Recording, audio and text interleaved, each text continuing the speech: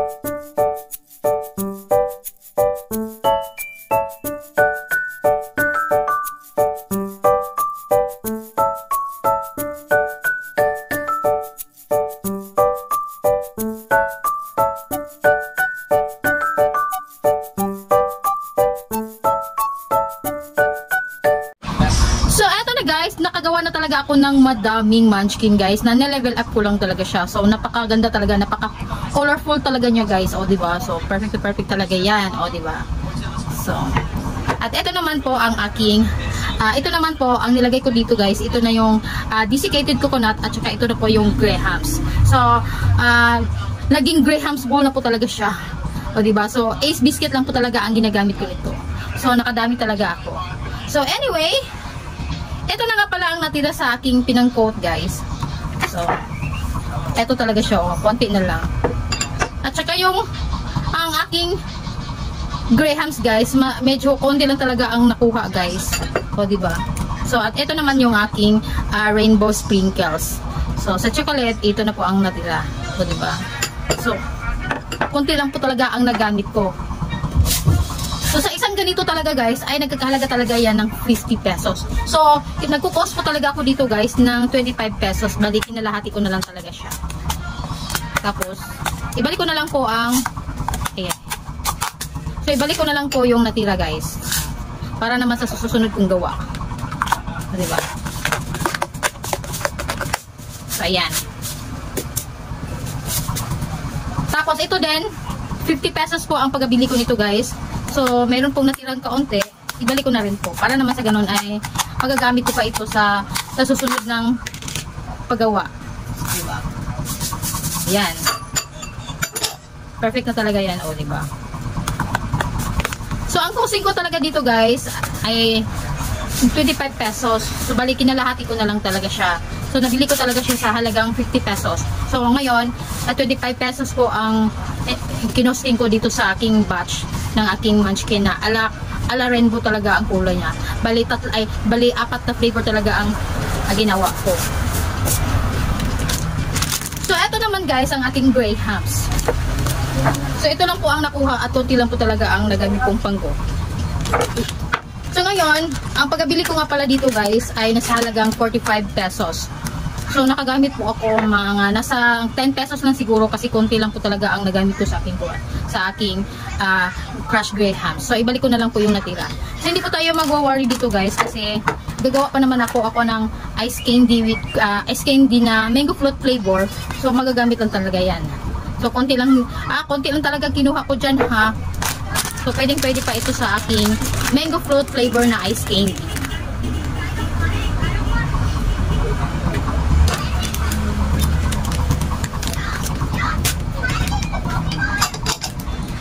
Ito na naman po ang aking desiccated coconut. Konti lang po talaga ang nakuha nito guys. So, bali, mag-charge po talaga ako dito guys ng 5 pesos.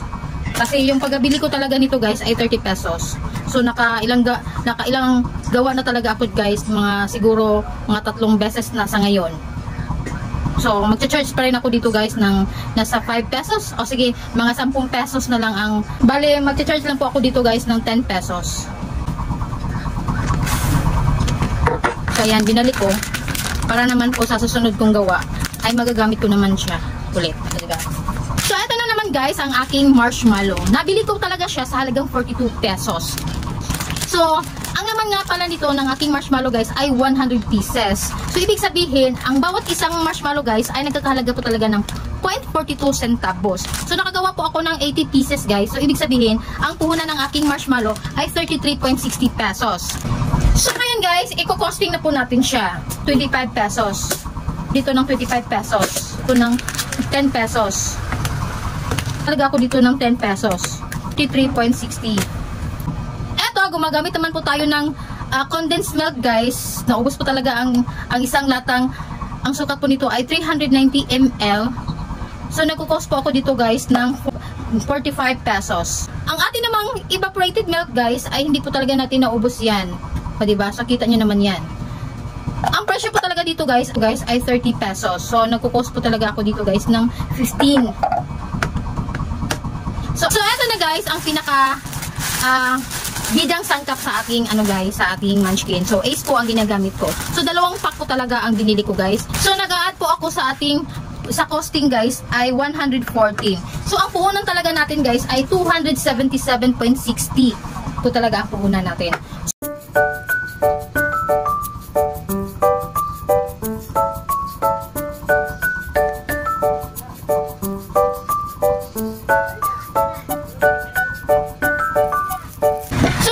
Nakagawa po ako ng 80 pieces.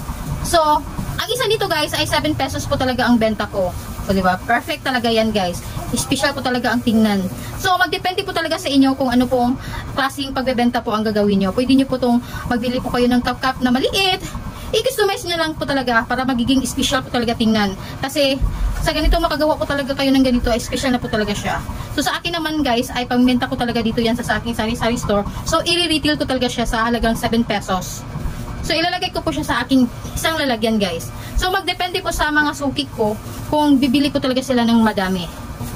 So, bibilin po talaga nila yung isang ganito guys. So, mag-charge po talaga ako sa lalagyan ng 10 piso. So, kung bibili niya yung laman ng aking munchkin guys, kasama na po yung lalagyan, mag-charge po talaga yung customer ko dito sa aking lalagyan ng 10 piso.